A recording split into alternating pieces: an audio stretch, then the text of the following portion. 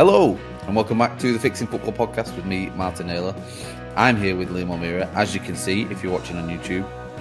If you're listening, as normal, on Spotify and Apple Podcasts, we are live now in video on YouTube. So feel free to jump over there and share and subscribe and everything.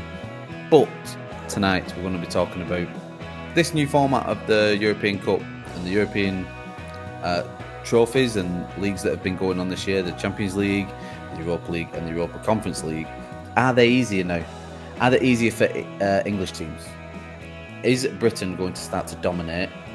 Because we've seen the strength of our league over the last couple of years, and people have always talked about it being the best league in the world, but we haven't really dominated in Europe. Could this now be the season? We have Arsenal in the Champions League semi-final, Tottenham and Manchester United in the Europa League semi-finals, Chelsea in the Europa Conference League semi-finals, and we think we're onto something here. And maybe UEFA are going to start regretting this decision to change this format. We'll see. Liam, how are you? Very well, Martin. Thank you. Very well. Nice bank holiday. Feel very busy. So much to do. Jet washing the garden. Being an adult, basically. How's yours been? Jet washing is a good adult task. Mine's been very busy. I was DJing at the Bolton Wanderers end of season awards on Saturday night. Stories from myself and Vernon Kay to come in some tabloid at some point over the next couple of weeks.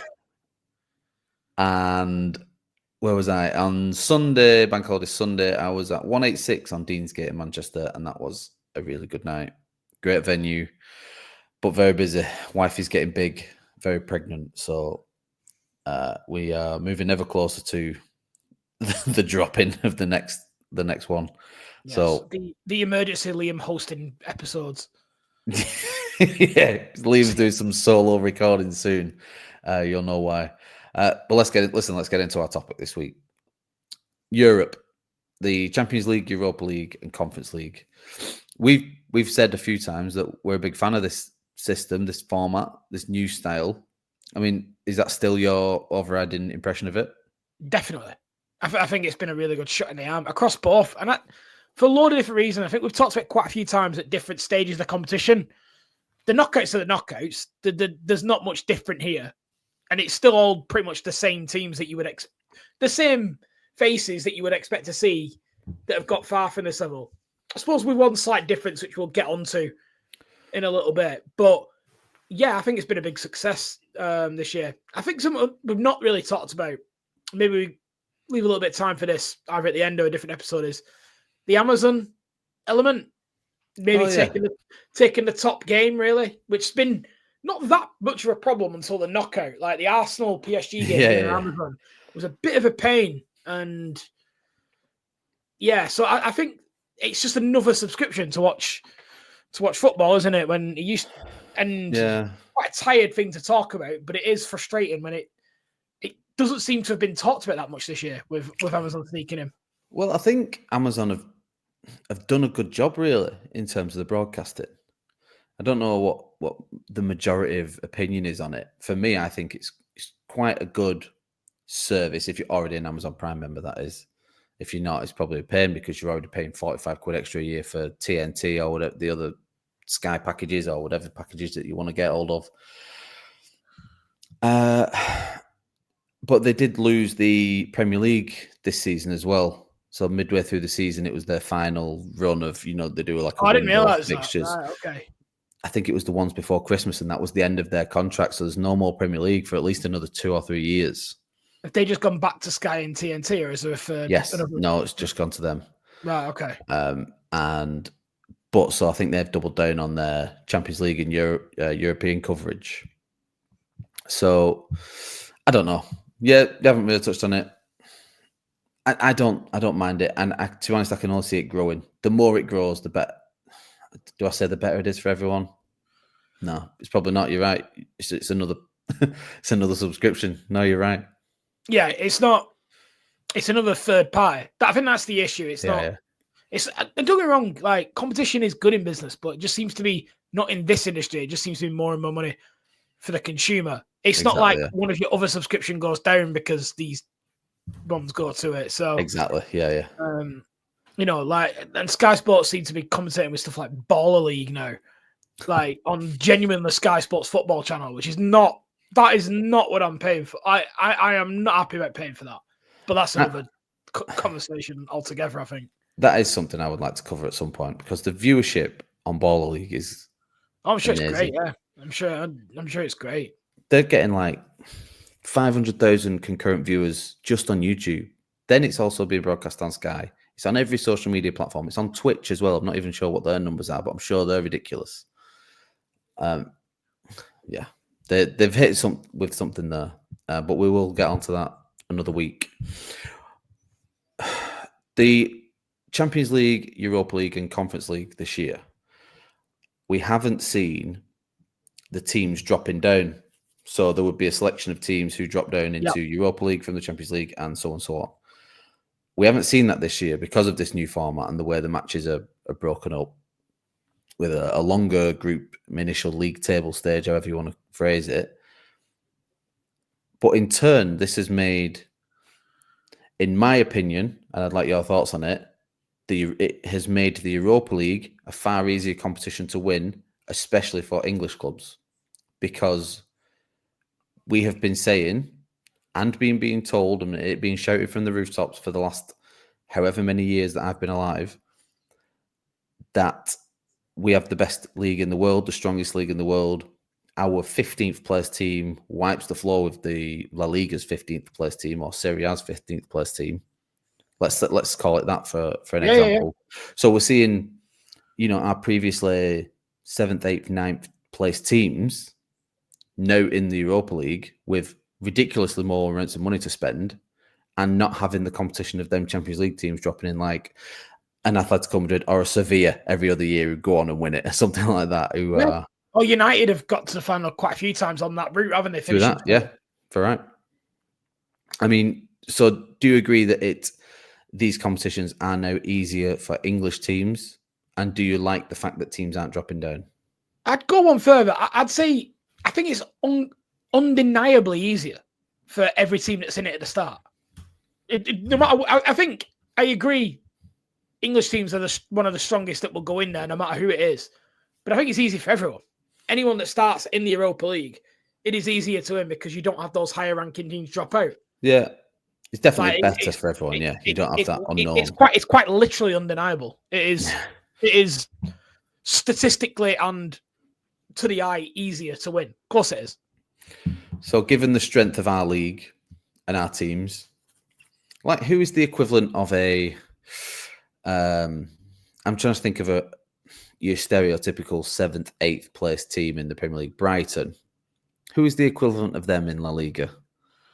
Brighton.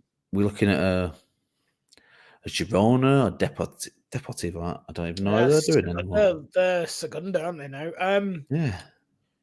Villarreal or someone like that. It's I mean, it's hard to say that from a team that's literally been in European finals in our lifetime, isn't it? And won the Europa League, 4 years ago? Villarreal. Right. I'm trying to think. Good question. All right. Well, let's say in terms of financial. Actually, Girona. I'd go Girona. Girona. Don't get me wrong, they've had a very good last season, but I would say that that's their level now. Perennially around there. Financially, I know Girona have some sort of. Oh, financially, the Abu Dhabi group, aren't they? They're part of the City group. So, but I'm trying to find some sort of common level here. Parity, right? Yeah, where a Brighton, for example, a Brighton versus a Betis, Brighton's spending power and wage bill and all-round annual turnover, and I'm sure what they can attract financially dwarfs what Real Betis can do, despite the great legacy and history of a club like Betis. Yeah, I think that's pretty clear, isn't it? So this is what I'm saying. Does it make it? Is it easier for English teams? Do you think we have an advantage now, given the financial power of our league? Yeah, they do. I don't think that. Again, I would say I don't think that's restricted to that competition. Europa League. I think that's the same for the top tier as well. I mean, obviously you've got a few more of the nation state type players or higher wealth type clubs, But in terms of the income and revenue, Premier League clubs, even at the top table, still have that advantage. I would say that Arsenal, United, Liverpool, maybe City to an extent, they still have a revenue advantage over almost every club, I would say, apart from Barcelona and Real Madrid. And even then, it's parity now, which it never used to be. Yeah. Yes, there is wealth at PSG. Yes, there is wealth at other types of European giants like Bayern Munich, but they do not have the same revenue that Premier League clubs have. So Premier League clubs do have an advantage against all of Europe in any competition, I would argue. Well,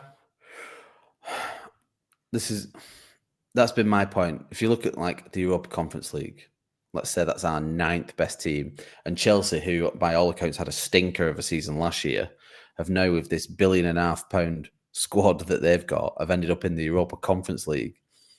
And the 2 other strongest teams in it, Lazio and Fiorentina, have ended up in the semi-final opposite them. So Chelsea's pathway to the final here has been ridiculous, and they are more than likely going to end up with the European silverware this year. Oh, well, yeah. And to be fair as well, Chelsea have played a second 11 pretty much through that whole tournament. Yeah. Even now, to an extent, it's still rotated. The second leg is this week. Djurgården second leg, and it's going to be at Stamford Bridge. That's going to be a second-strength team. Yeah. in a European semi-final. Crazy time. I just think your Kin and Dewsbury Halls will be, and Kunku, like people like that, whoever's reserve on the midfield and everything. I just don't see a team who regularly finishes in the top 10 of the Premier League is ever going to lose out in the Europa Conference League unless a Juventus, for example, have a stinker of a season or something like that. No.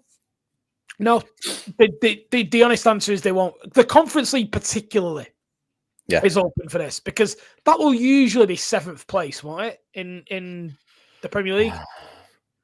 It's probably going to be 5 more seasons now. I think it's 8th regular. It's going to be more 8th position regular. So, who's 8th now? Bournemouth. Huh. West Ham won it. So I would say that this Bournemouth team's as good, if not as better than that West Ham team. Agreed. Yeah. So they do. They do. And is this a problem, mine? No, I'm all for it. I'm all for us dominating Europe. However, so it looks like there is going to be some sort of trickle down from, God forbid Tottenham Hotspur win the Europa League this season, but that in turn, it does help strengthen the league.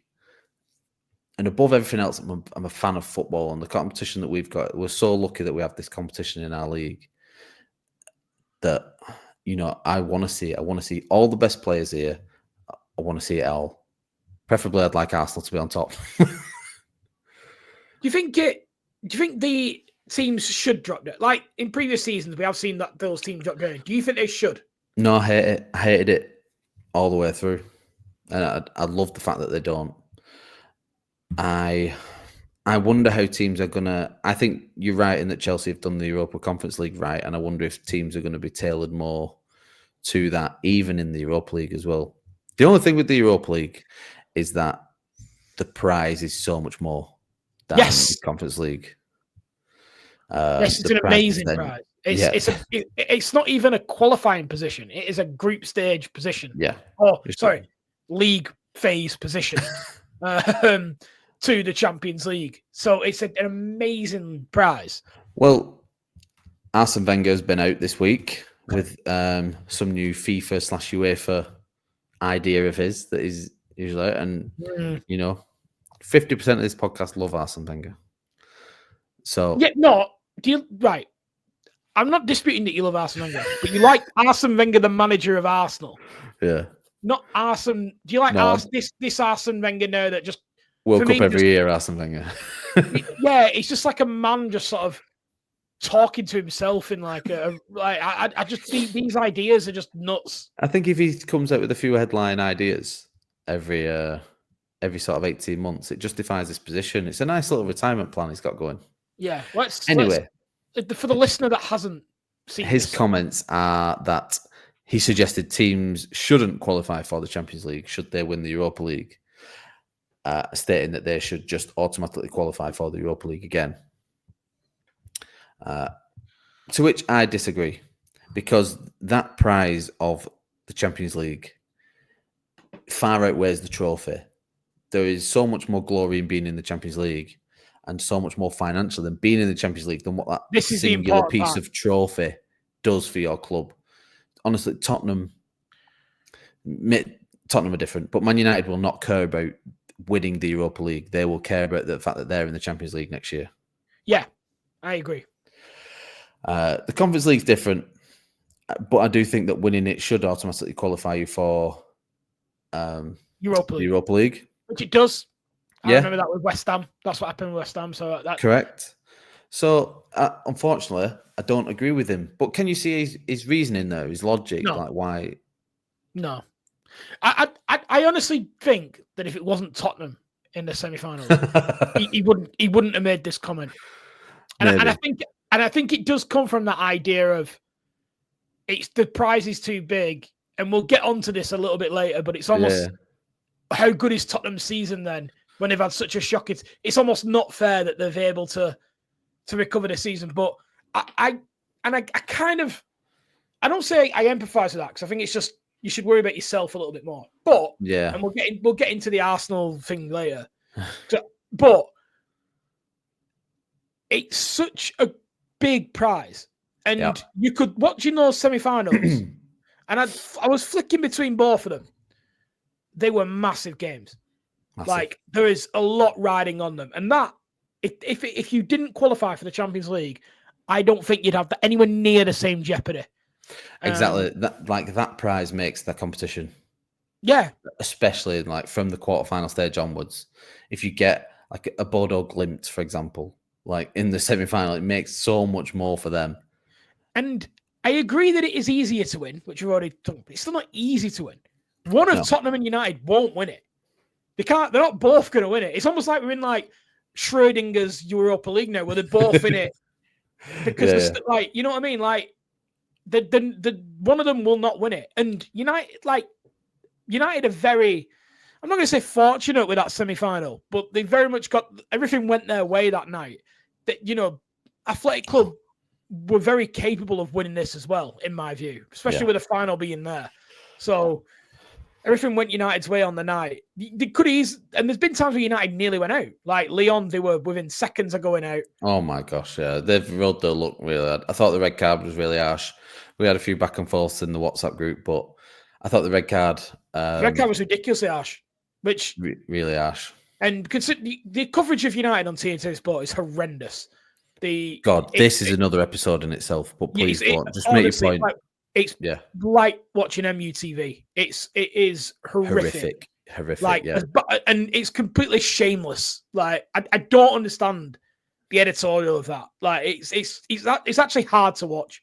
It's so in your face that it is almost clickbait. If like you can't, it's almost like clickbait scripted. It's ridiculous. It's like do everything over the top for Manchester United. This is the way. Like fucking, like Robbie Savage picked up a training kit once for Manchester United, and all of a sudden he's Mr. Class of '92. Like, I can't. I nearly wanted to get myself a Fire Stick so I could watch it in French, like that Lyon game. But I just get myself one so I'm not physically paying them. Mad. It's horrific. But yeah, back to it. And obviously Tottenham had to come through that Frankfurt. Yeah. It wasn't easy, but it is easier. So my last point on this, and we'll get onto that point that you made ago in a second. But since the year West Ham won the Conference League, so 2 or 3 seasons ago, I think that was the last time round we had teams in the semi-finals of each competition. Pass. In fact, it rings a bell, but I can't remember. I think we had teams in the final every season in every competition that that season. But previously to that, Spain, Barcelona, and Real Madrid have been in all but 2 of the Champions League semi-finals since the year 2000. So every season, other than 2 times, Barcelona and Real Madrid have been there in the semi-finals. One of them has been there. Yes. Okay. So quality-wise, they're always going to be there. They're always going to be around.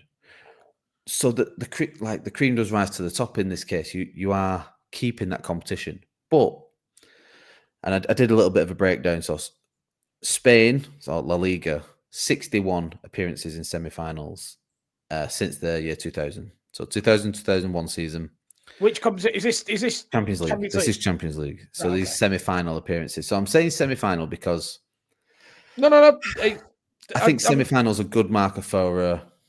It's a horrible place to go out when you're being really competitive, but it is a good marker to look back and say, "Oh, you've had a good tournament." Yeah, you've had a good tournament. Yeah. You haven't all of a sudden gone shit or looked your way to the semi-final more often than not. Anyway, fair. So Spain, and this is heavily led by Barcelona and Real Madrid, but 61 appearances in the semi-finals. England is the next one with 47. Okay. And that's some drop off. And then Italy 37, Germany 36, France 18. And that's pretty much the breakdown with a couple of outliers like Porto and I'm trying to think of another team who might have made it who isn't in one of them leagues. Very few. Yeah. Who isn't in one of them 5 Ajax, leagues. Dutch league will be there. Ajax, there's a good one. Yeah. Anyway, they are very few and far between in this time. So Spain are dominating. Now is this our time to be like, we need to be getting them out? The only thing is that Barcelona, Real Madrid, with this group stage and with the way that the league is now, is that ever going to stop? A lot of information there. Yeah, just a lot. There's a lot of information into a question. Never is a long time in my experience, and yes, the English game is currently at its forefront, but a lot of the other leagues will find ways in which to get them. It's just general competition, isn't it? It's always hard to see what's down the line when there's someone in the more commanding position. But I think Aston Villa have shown that they're just a good symbol of this year. That they were what, 5th or 6th in the Champions League final table. Yeah, I mean, but we could say that we again, and this is what's funny about it. Really, we can sit here and talk about how dominant the Premier League is, but if you're asking me who I think is going to win the Champions League, I think Barcelona are going to win it. No. Well, yeah, me too, to be honest. It is funny that you say that. Like, you know, and in the Conference League, you've got Betis in that semi-final, and you've got obviously Athletic Club that are looking like they're going out in that semi-final. So they're still packing a punch, the Liga. And they will, yeah. And I do hope that this trickles outwards to them leagues as well, because we've seen so much dominance from Barcelona and Real Madrid in Europe.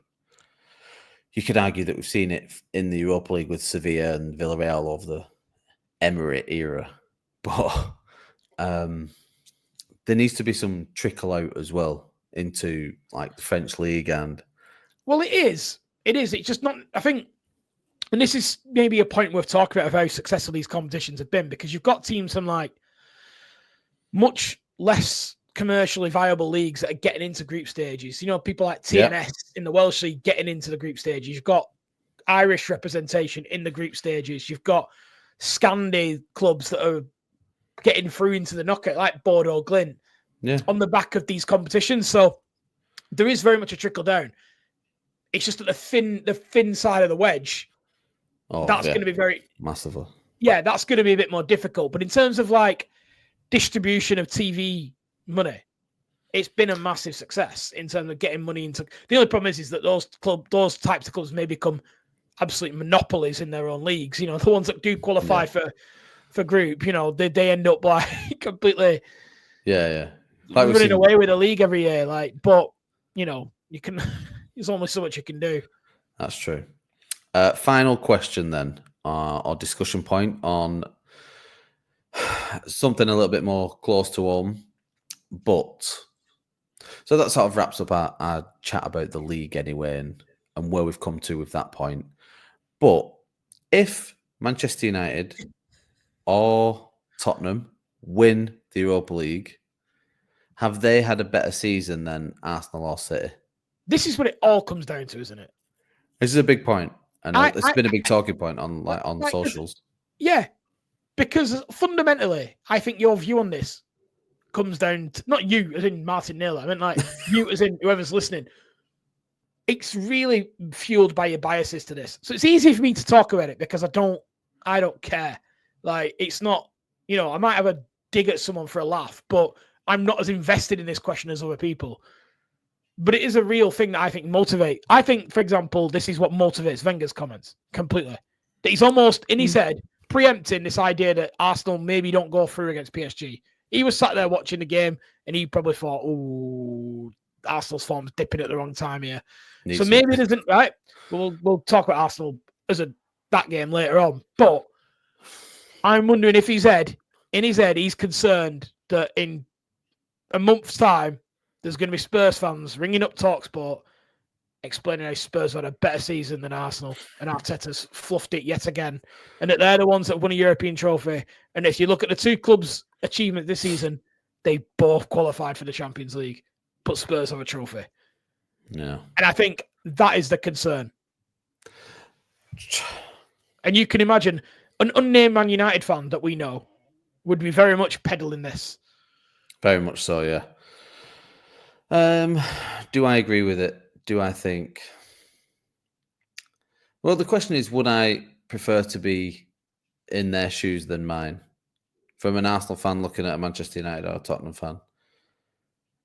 I think it's easy to gloss over a horrendous season with a shiny thing at the end of it when there's been so much to hate about this season for them fans. Tottenham and Man United in particular. They're looking at 15th and 16th, respectively. And that like it's a horrific season for them. Should they go and win the Europa League? I mean, fair play to them, but I think they'll be happier that they've qualified for the Champions League than of winning the competition. And so in that point, it's the same achievement. I don't agree because Arsenal were in the Champions League this season and have reaped all the financial benefit of being in the Champions League this season. And then they'll be in it again next season. And they'll reap all the financial benefit of being in it again next season. So it's quite short-sighted to go, well, we won the Europa League, but you've got a quarter of the money. So, yes, it's great, the trophy. After the fact, though. Yeah, exactly. But you buy, let's say worst case scenario, right? Arsenal go out this week against PSG. They've got all that prize money and all those home games at top whack, all that TV money for getting all the way to the semi-final, which is worth a fortune. Now, obviously, you're not competing on. That's not how fans work, competing on the bank balances. But the situation is far better for Arsenal than it is Man United. I think the Spurs situation is a little bit different because I think their need to win a trophy is massive. So if they were to win it, I don't think it's about them having a better season than Arsenal. But they've had a great season for them, regardless of their league position. I do think it'd be a very good Spurs season if they do win the Europa League because they're so trophy starved that it really does. I don't doubt it would be a good thing. I don't doubt it that winning it is great for them. Rivalry aside and stuff, yes, it's fine. But Spurs have lost nearly 20 Premier League games this season. It doesn't change any of that. And I don't think Ange Postecoglou survives either way. Me too. Yeah, I think if he wins it, he gets to walk with his head held high. Yeah. And yeah, either way, Tottenham will be better off without him next season. I think they all will. Just think that. But he would. But what's ironic is he leaves them in a good place because theoretically he's got them back in the Champions League, which is. But it is. isn't purely down to good work. There is an element of luck, and there is an element of coming right back to what we talked about at the start of the podcast. It's not an easier route. It's not easy, but it can work out in your favour. I think especially the first knockout round is a real eye-opening to the strength of each competition then. And you see, like, honestly, the team who Chelsea played in the Conference League semi-final, going to be honest with you, never heard of them. I don't know what country they're from without looking it up right now. Fair play to them. I honestly, at times, have thought, looking at Chelsea's fixtures, that we've got tougher games than Chelsea. and Scott, our Chelsea expert, seems to have really latched onto this tournament early doors. And it's because it's such a banker. Yeah. But let's get back to the original point here. Yeah. Like, Chelsea, the thing is, Chelsea might qualify for the Champions League, so it's hard. I think the ultimate prize here. All right, let me ask you this one: if you could only pick one in qualifying for the Champions League or winning the Europa Conference League, same question to Europa League. You could only pick one. You win this qualifying. You win this trophy, or you qualify for the Champions League. Which one do you think? Hold on, I'm going to answer. There's so many different answers depending on Spurs who you would are. definitely rather win the competition. Well, no, not necessarily. Because I think so. If I was a Spurs fan, I would rather win that competition than qualify for the Champions League. Yeah, if you're a fan, you would. But if you're the Lewis Truss and Daniel Levy, no, you this wouldn't. Is the other one. Yeah. So, yeah, from each of them three clubs' point of view, Chelsea's, Tottenham and Manchester United, which if you offered them either qualification for the Champions League or that trophy, where would you be? I think you're probably saying the same thing I am, that probably Spurs take the trophy, the other two take the Champions League. Yeah. But I think the owners and the people at the club, all three of them take the Champions League. In a heartbeat, yeah. Yeah. And I wonder whether the players would as well.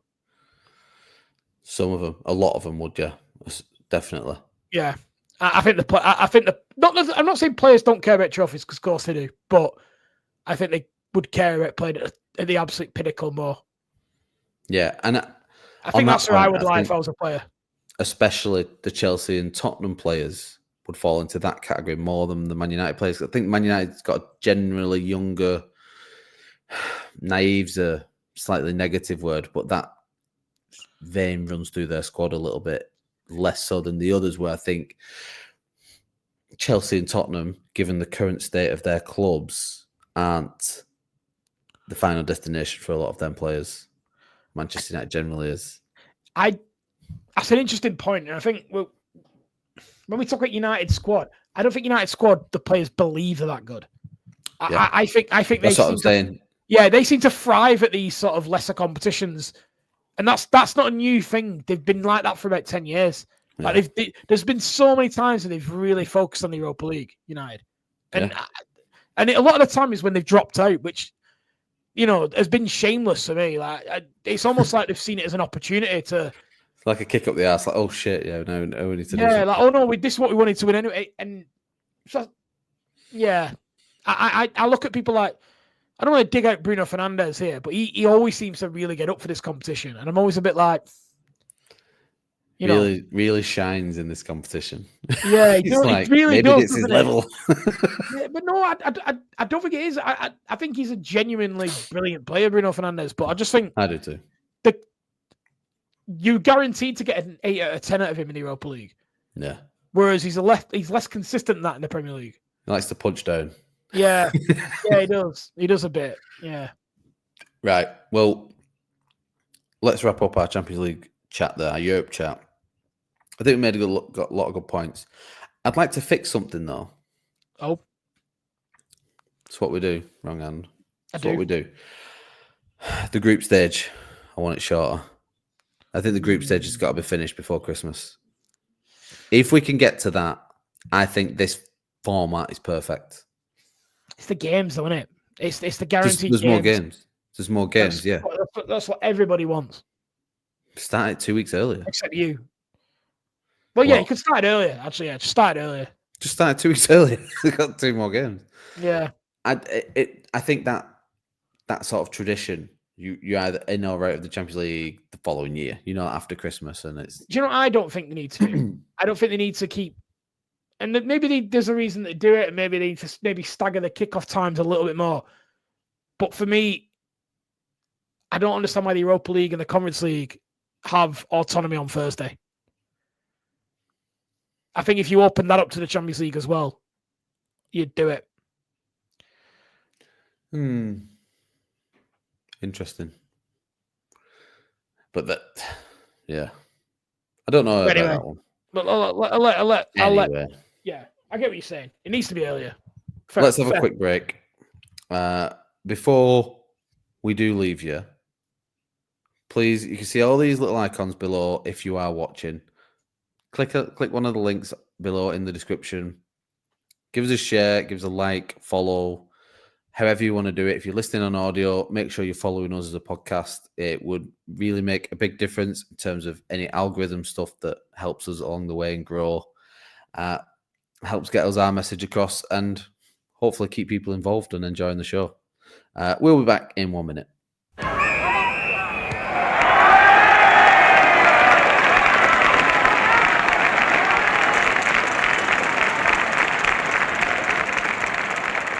And we're back. See? If you can see us and you're still with us, thank you. Liam, League One is over. Championship is over. That was a fun day. Who got relegated? Luton went down, didn't they? Luton, Plymouth and Cardiff are all relegated. And Cardiff, that was right, yeah. It's fun. The last day was Jack Wilshere v Aaron Ramsey in the dugout, Norwich v Cardiff. Oh, yeah. Yeah, Callum Chambers got sent off as well for Cardiff. Yeah, I got sent off. Yeah, and playoffs in League One. Obviously, Bolton missed out. But who's in the League One? Leyton Orient are in there, so it'll be Leyton Orient, Charlton, Stockport, and Wickham in the playoffs. Well, fingers crossed for Stockport. We have 1% tie to them because Scott sort of likes them. That's not the official view of the podcast. No, it isn't. No, I don't really care. As I said, I was at Bolton Wanderers' end of season party on Saturday. Most people were in good spirits. I think they were ready to. They were done probably 2 weeks ago. It was probably out of reach, really. This is it, innit? And we were talking about it a little bit before, joking, like, "Oh, is there anything you want to say?" Like, I made a bit of a joke, but it is what it is. Like, yeah. Do you know what I mean? Have a night out. We're recording on Monday. I imagine a few of them had meetings today to find out that they won't be playing for Bolton next season. That's how usually the Monday morning works after a end of season party, innit? It's usually a very sobering day. So a lot of flights booked tomorrow. Well, yeah, no, it'll have been a rough day at the club today. There'll be quite a few people that have found out they're not going to contract for next season. And you're looking forward to what in the summer from Bolton Wanderers? Apart from not watching them. Well, we joke, but I'm embracing the break because usually we'd have a playoff campaign now. Yeah. Which usually ends up in the worst kind of disappointment. So, yeah, I mean, Bolton need a rebuild, but a lot of players are still in contract. And so it's going to be a very difficult rebuild. A strong 2 months from the backroom staff, really. Well, yeah, Steven Schumacher's alluded to the fact that he wants to switch the playing style. He wants more dynamism out wide, which is not something that we have at all. Our wide players, of which we do have a lot, tend to be more your classic inverted type wingers or more right central attacking midfield as opposed to right wing. So we don't have that kind of width. So that'll be quite interesting. And recruiting players that can play in a back four as well seems to be a high priority. So you made a good point on WhatsApp, and I want to bring it up. Thank you. About Luton being relegated into League One. Well, this was about 2 hours after I proclaimed that I'm not talking about football for a bit. I was just so annoyed. And then I left the ground about 70 minutes in just because I was bored. on the game on Saturday. Not because I was angry. I just like, it's like watching. I'm done. It's a post-season friendly, like basically. Yeah. So I was like, I'm done. I'm going. So I went home, and by the time I got home, and I was just sort of like watching telly and seeing who was getting up and down, it just sort of dawned on me that Luton are going to have both Championship and Premier League parachute payments in League One next season. Correct. Unless there's a rule I don't know about, which I don't think it is. They're going to have a ridiculous amount of cash for that level. Correct. I wanted to ask you about if you know anything, because this is probably a good topic for another episode as well. And it's looking like we're building up a bit of a stockpile for the summer here. So we're doing all right. PSR in League One and Championship. So Luton, so it runs on a 3-year rolling thing, don't it, where you can lose X amount of money over 3 years. It's not... Right, okay. Let's start with straight away. They're two separate rules. Championship and League One. Championship and League One. Yes. They're not the same rules. So yeah, I'm wondering about what they're tied to in terms of PSR. Well, they're going to be less tied. But their income will obviously be significantly higher because of these parachute payments. So correct. Yeah. But that doesn't really matter. It'll essentially get them spending power. Yeah. At this level. But the thing is with Luton, and again, I don't want to profess that I know that Luton's finances inside out, but a lot of the messaging over the last couple of years, it's a club we've talked about quite a bit, particularly when in the Premier League. Yeah. That a lot of this money was being earmarked for the new stadium. Yes. So that may well still be the case. But they really got it wrong this year with what they invested in the squad. Because just because you got relegated from the Premier League does not mean it's a guarantee you'll be up there. As much as everyone seems to think that it is now, they seem to be ignoring this massive, bright orange example that it isn't necessarily the case. You know, you do have to make sure your squad can compete. The swell of clubs in the Championship. It's just like, I feel like it's just this bulging. It's mad, the Championship. We mentioned it last week, but the competition is just so strong. Yeah. I think I have to mention that game I watched, Burnley, Sheffield United. I just watched us play. I don't know if it was at home. I'd watched us play. It was a Tuesday night one, wasn't it? Whatever. No, it was a Saturday because it was a Saturday evening game. It was on ITV. Oh, sorry, yeah, right. And it was whatever game we played, it was like a different sport watching Burnley with Sheffield United. Like that was a Premier League game in everything but name. Like it was, and that was theoretically the division we were trying to get in. And I was sat there thinking, this is miles ahead of where we are.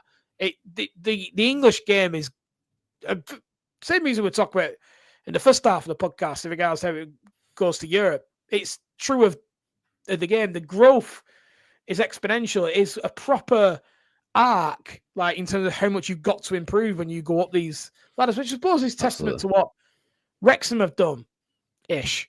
But we'll see how they get on next season, depending on the investment that they get. But yeah, it throws away because I suppose quite flippantly I've been quite annoyed all season at the disparate finances in League One. Yeah, disparity in the finances in League One. And I thought we were getting away with that for a year, but it looks like no. We've got a team with literal Premier League parachute payments coming into League One, which will be fun. And it's more than likely going to make them heavy favourites for the start of next season. So, I mean, we're going to look at the summer. We'll revisit that. Yeah, it's certainly where if you're asking me to put my money on who do I think will go up now next season, I would probably go. I think Luton will be up there. Yeah, exactly. Yeah. Who else? What else have we got to talk about? So since we last spoke, Arsenal lost in the Champions League to PSG, that first leg at the Emirates. That sucked. I was not happy about that match. But can I ask you about this match, actually? Please. Because I felt like I was reading two different versions of events. And I wanted to know what you actually thought here. How so? Because I felt like a lot of Arsenal fans are telling me how dominant or how well Arsenal played in this game. And that didn't feel like the game I watched at all. Oh, yeah. I watched a game where I thought Arsenal did have some good chances, undeniably so, particularly in the first half. But generally speaking, PSG were 2 or 3 passes away from opening you up every time. And later on, you seem to risk it far too much in my liking. You were very lucky, in my opinion, to only be 1-0 down because you seem to throw caution to the wind at the end. And I don't know why you were doing that. In the first leg, especially. I agree. I think both teams had spells of dominance where it controlled the ball. PSG a lot more so, for my liking, a lot more so than Real Madrid, for example. Even though Real Madrid had their spells during the 2 matches. But I think they're a better side this year. Definitely. Can't speak for other years. I think that's where people get confused. People just think of Real Madrid as this always good, but I don't think the Real Madrid this year is as good as it has been in the last 2 years, for example. Going off the PSG side that we played earlier in the year, I think it was the second game day of the Champions League. This is a totally different side. And I know that's what people were saying, but they're acting it. They have this arrogance. They turned up like you would expect a Real Madrid to turn up. They look quicker and sharper, which was not good. But I don't think we were terrible. No, you weren't terrible by any means. And I think we were, on 2 occasions, a fingertip away from coming out of that match in front, really. Because I think we had the better chances as well, apart from when they hit the bar later on. I think throughout the course of the match, we had the better chances. The Martinelli one really sticks in my head first half. Yeah, and then the Trossard one early second half. Yeah. It's a fingertip save. It's a great save. That's who he is, though, isn't it? Donnarumma plays for PSG. That's part of the thing, isn't it? You've got to. Side question: is he the best goalkeeper? And is it between him and Courtois for you? Because it is for me. Fucking hell, wasn't expecting that question. I'm just probably. Stuff in every time I watch Donnarumma, I'm always think, how do you actually score past this guy? I think people forget it because he's played in France. And he's so big as well. Yeah. Look like Courtois as well. These guys, they're so big. I think playing in France doesn't really do him the favour. He never ends up in that conversation. Let's be straight. It's definitely not Martinez, is it? No, it isn't. Martinez is a good goalkeeper, but he isn't the best. He's just not because he's mates with Messi. He's not Donnarumma or who were we on about? He's not one of these two. No, he's just not. So back to Arsenal. I took comfort, and it's like, what else is he going to say? Obviously, he's going to throw some confidence to it that we can go there and win. But Arteta's demeanour post-match was the fact that he felt that we was close to a few things clicking then, and maybe it can work against PSG. It's going to be really tough to score 2 there and not concede, because that's what we need. We need to win 2-0. We need an early goal, I think, tomorrow night, and just first goal's massive.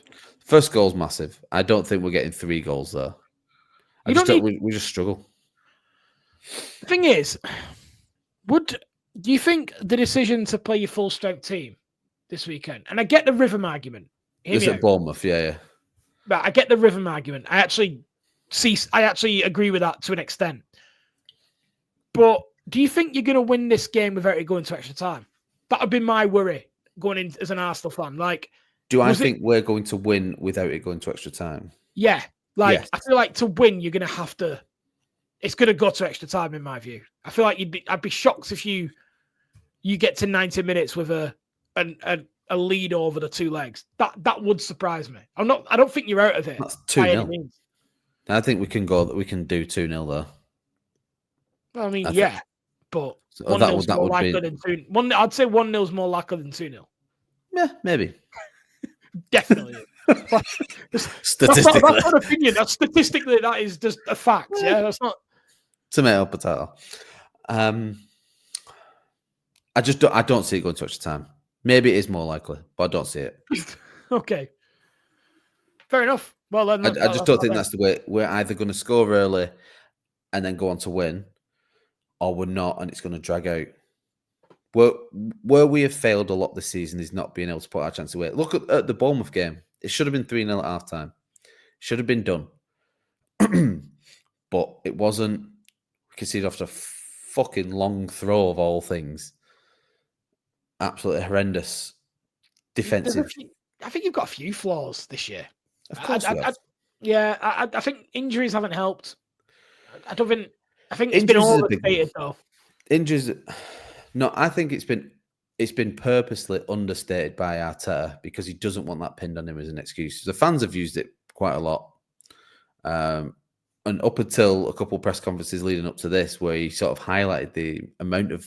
We have a full first team. We have a full 11 and a bench of players who've missed 10 or more league matches this season. And that includes Saka and Jesus and Havertz and all the Odegaard, Ben White. We have a full team of that. I get it's significant. It is. But he hasn't... And Arteta, to be fair to him, fans can say what they want, but he hasn't used that as an excuse ever. No, but he can't. We've just been poor in matches. He can't really, though, can he? Because the problem, the reason the injuries are a problem is because you've not recruited well enough and you don't have enough depth in key areas of the pitch. Yeah, we highlight that ages ago. Injuries are only a problem if you don't have effective cover. And don't get me wrong, like I did wonder if it was a good sign at the time, but signing like Raheem Sterling was signed essentially to take the pressure off Saka. Yeah. If anything, it made it more palpable because it was like the drop off all of a sudden was huge because you've let Reece Nelson go, for example. You've let off the back of that signing. Do you know what I mean? It made it worse. But it'd have been better with me signing. I think there's only part of it, the injuries. I think another part is, for me, I think you've not had the same intensity across the pitch. I feel like I watch you play and a lot of it is sideways. And I feel like Odegaard's coming into a bit of scrutiny all of a sudden, considering in our WhatsApp group this time last week, I was like, I feel like Odegaard's getting away with it. And all of a sudden it feels like everyone's after Odegaard all of a sudden. What did you do? What did you say? It looked like he had a bad game in a PSG game, didn't he? And that there's been rumblings for a while on Arsenal Twitter, which is about as toxic as it gets when it comes to football and social media. There's been some rumblings for a while about it. But it's a bad time of the year to be really out of form. I think, and I've thought this pretty much ever since he came back from his injury, that he isn't right. And now there's two ways to look at this. Is he not fully recovered and going through the injection things pre-match and stuff like that? Is there things elsewhere? He had a baby not long after, just as he got injured as well. They'd had a kid, so I don't know. It's things like that happening. All that could be true. And I just put it down as he's out of form. The reason almost doesn't really matter. Players coming in out of form. It's worth discussing though. It's worth discussing though. But my actual opinion, I think there are two options. Whatever it is, he isn't right. But what I actually think is he isn't as confident anymore with the style of injury that he had. It's one of them. He's a twisty, he's a technical, he works well in tight areas type player. And to get an injury like that where it's a stamp on the ankle, basically. Yeah, I suppose. The twist one. His confidence, he's so deep, Liam, when he's got the ball. He is our attacking number 10, arguably the most creative number 10 talent-wise that we have in this league. And we're seeing him. It's a good use of the word. Shut up. Good use of the word. Don't say anything. Let me finish. And he is consistently picking the ball up off Saliba a yard away, and when we're pressing for a goal, he is about as deep as it gets. And that's not what you need him. If not him, who should? The number 6, for example, whoever's there, Rice or Partey, or whoever is the player in front of the centre backs, not pushing the defensive midfielders forward. And your most creative player, who is a dangerous attacking threat. What is Odegaard known for? Odegaard specifically, if you had to give him a specific attribute that he was great at. Personally, what do I think? I think he's good at receiving the ball at probably just on the edge of the D at the 18-yard line and being able to shift it within 1 or 2 touches progressively. That's kind of how I picture in my head. Threading passes, areas, technical. Yeah, usually it's within either like a diagonal to Saka or an introverted pass to where Jesus would have been normally. He looks for that ball quickly.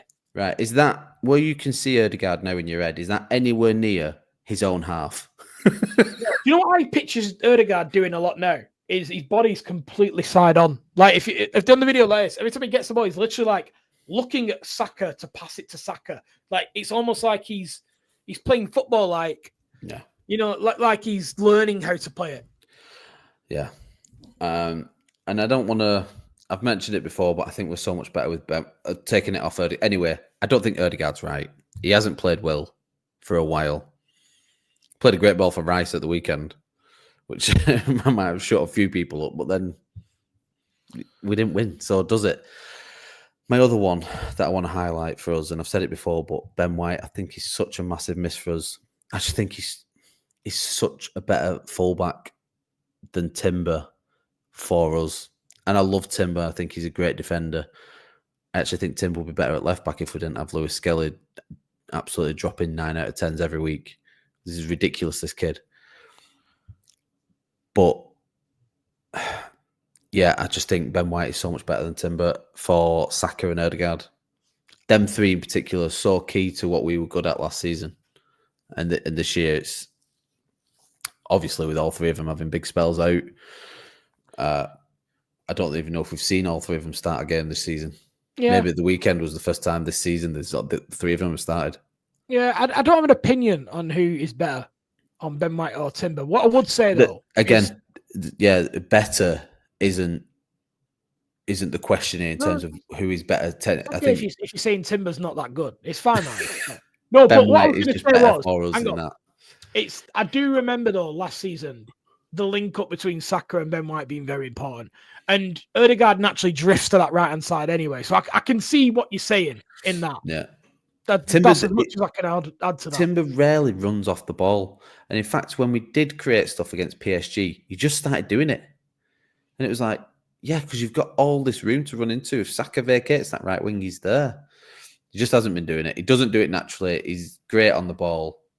He's a really good defender. One-on-one, he's an absolute beast. I just think Ben White works better. I'd love to say you could play them both. I don't know how it works, but anyway... Do you give us your prediction for Arsenal v PSG?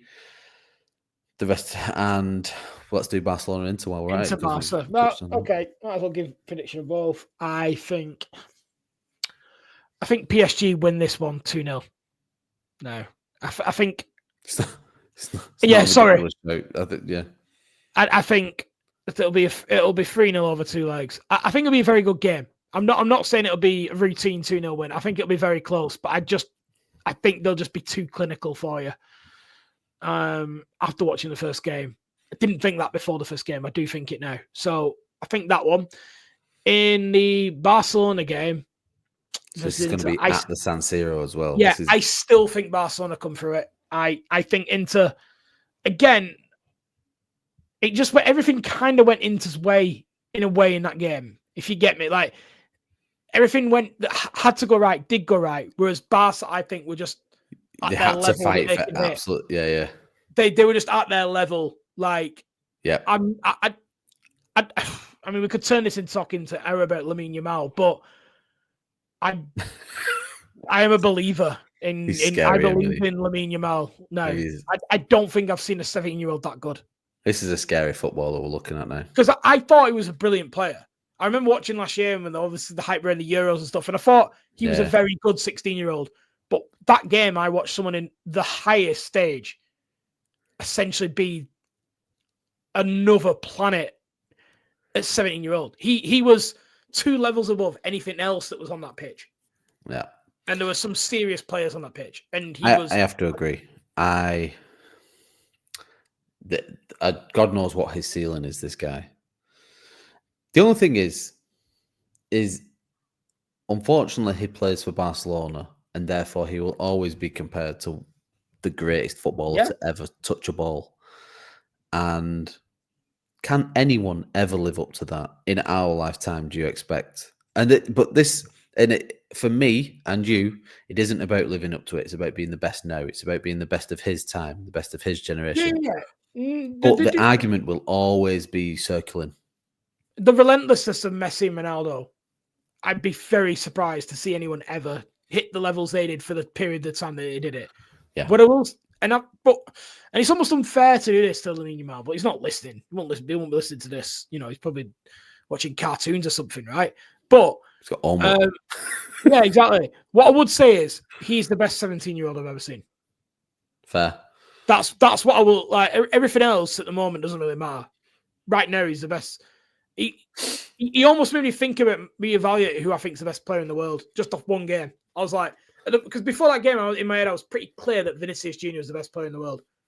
I watched that game and I'm like, I think Lamine Yamal might be better. Well, on that point, I mean, Gary Lineker went pretty hard on thinking that he was the best in the world, but he's got a Barcelona kit on, so Gary Lineker is going to say that.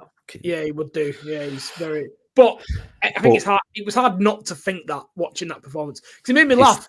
Because obviously we have Scott in our group, and Scott, who was not watching the game, obviously seen going, "Oh, I can see everyone else getting on the limit." And my instant response was, "You're clearly not watching this game." And I was someone who was not on the fence with Lamine Yamal, but by no means like completely sold that he's the best thing ever. But watching that game, I don't know, like you couldn't not have those ideas watching it that you're watching something that is unbelievable to the eye. Like that even before the goal, and the goal was unbelievable. Even before that, you could see that the way he was going past players and the way he can do everything with both feet at 7-year-old. His teammate Rafinha, current odds on for the big trophy for next season. And if they do go on and win the Champions League, it's more than likely going to be one of them. Yeah. They are scary team, Barcelona. And weird because they don't have the supers. I mean, Lamine Yamal's turning into this guy, but a guy from Leeds coming in and captaining the team. They've got probably the best manager in the world that no one seems to be sleeping on him. People are sleeping on him a bit. If you watch the way they play as well, like it's weird to say, but it's almost like Ange Ball done correctly. Like there was a point where I remember watching the first half, and I was like, literally every Barcelona player is within 30 yards of the goal here. Like, and it just meant that there was like 3 or 4 different pass options always available. Now, don't get me wrong, obviously you can hit them on the break. Of course you can. Oh yeah. But they had so much pace going back. It was like this is mad football to watch. Like it was nuts. Last one. I have watched a couple since I tipped them for going winning the Champions League. Obviously before we get to the semi-finals, and now I think we can go and win it. Not happening. You could. I mean, it's not over. Pedri coming back into the Barcelona team after his bad injury, I think has been massive for them, and he's really impressive. This guy. Oh, he's brilliant. It was someone who, because there's been a few iterations of a Pedri for Barcelona since Xavi and Iniesta left. There's been a few attempts at a recreation of one of them two or a combination of them two, and I think he is a great combination of both.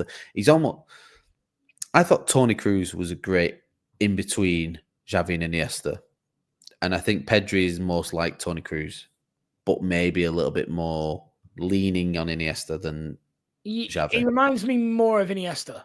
Maybe it's because the kit he's wearing, but it's because the positions he takes up. He takes up these sort of wide of centre, advanced positions. So it's like off centre. Yeah, he does, and because of that, it means he's harder to pick up. So he's able to essentially find forwards because he's got a good angle for the next pass. So he's very player. Yeah, he's very hard to pick up. I always wonder why more midfielders don't do that. Szoboszlai tries to do that quite a lot. Liverpool. I always wonder why especially in midfield threes, why you don't get one that does that more, in my view, that sort of tries to take up that. It's almost like, it's like you say, like a left eight or like a sort of moved over 10. I sound like a dick talking like in these numbers, but I always wonder why more midfielders don't. Well, this is what we when Xhaka all of a sudden hit form for us. That was the idea, where it would be an advanced 6 that became this sort of partner with Odegaard, then partner with that Partey, and however that worked. It's sort of what we tried with Rice, but Rice is almost. I think the idea was Havertz and Odegaard, wasn't it? I think the idea is there, yeah. But I don't think Havertz is that player anymore. I think that's been. He used to be, I think, when he first broke through at Leverkusen, but I don't think he's not been that for a long time. He's far more advanced than that now. But yeah, it is a. I just think it takes a special type of player to do it well, and he is certainly that. So, is there anything else you want to highlight in the world of football before we get the frig out of here? No, I think we've covered everything, really. We'll see where we are this time next week, whether you're a Champions League finalist, Martin. Please. Just, the world has been very hard and life is tough. Let's just give me a little bit of happiness. I'm a spreader of happiness. So if I'm happy, everyone else will be in turn happier. Yeah. Not sure that I'm not sure I'd subscribe to that for the Arsenal perspective, but yeah, fair enough. There's a logic there that I'm going to stick with and I'm going with. Everyone, thank you very much for listening. Please, you can find all our information at fixingfootballpodcast.com for links and subscriptions and follows and shares and anything else that would help us do that and be our mate. And then that'd be cool. You can come and talk about football with us. You can do all that information on our X, on our Instagram. Jump on any of them, give us a comment, and we'll be back in touch. And then hopefully we will see you very soon. Liam, thanks a lot, mate. Goodbye, everyone. Thanks, everyone.